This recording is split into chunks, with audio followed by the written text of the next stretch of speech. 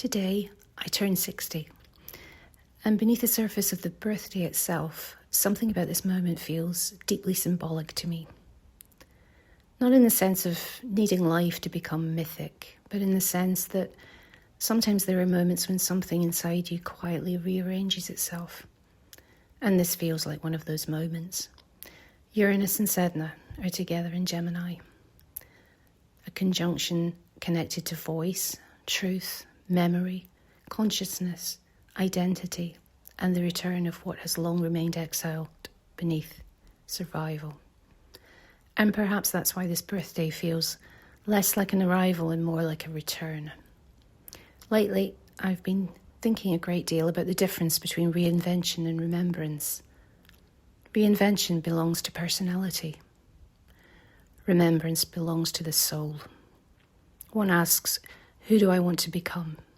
The other asks, who was I before the world taught me who I needed to be in order to survive? The older I become, the more I realise how much of life can be spent adapting, learning who to be, learning what makes you safe, learning what earns belonging, learning how to remain emotionally digestible to the world around you. And after years, adaptation can begin to feel like identity. But lately, I have become far more interested in what exists beneath all that. Beneath the performance, beneath the roles, beneath the versions of ourselves we learned in order to survive. Because I think there's something in all of us that never fully disappears, even when it has been silenced for a very long time. A voice beneath the life. And I think much of my work now, and honestly, much of my own personal journey, has become about returning to that voice, not endlessly reinventing myself, not constructing a more acceptable identity, but becoming less divided from myself, more willing to trust what feels true, more willing to stop editing my knowledge, my knowing, into forms that feel easier for the world to receive, more willing to let my work emerge from soul authorship than from performance. The body remembers what adaptation once protected. The sky reflects what consciousness is now ready to confront. The soul reveals what can no longer remain exiled. And perhaps that is what this threshold feels like for me.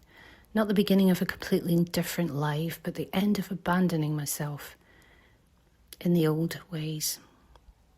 The older I become, the less interested I am in externally approved identities, less interested in fitting categories that require self-erasure in exchange for belonging, less interested in becoming more polished for the sake of visibility, and more interested in truth, in coherence, in essence, in building a life and a body of work that actually feels aligned with who I am beneath conditioning. And I think this is part of why origin has become emerging through my work too. Because I no longer believe healing is only about improving the personality. Sometimes healing asks us to recover the parts of ourselves that were never truly permitted to exist in the first place. Sometimes liberation begins with not self-improvement, but the end of self-erasure. And perhaps this is what I want to honour most today, not age alone, but the quiet return of something essential, something that survived beneath all the adaptation, something that never truly disappeared, the voice beneath the life.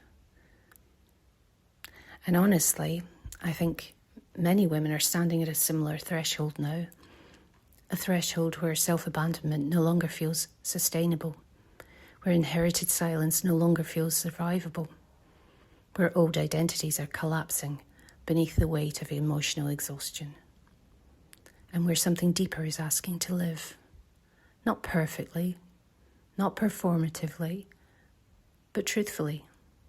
And maybe that's enough. Maybe that is where real life begins again. Thank you for being with me here inside this season of remembrance. With love and stardust. Alyssa.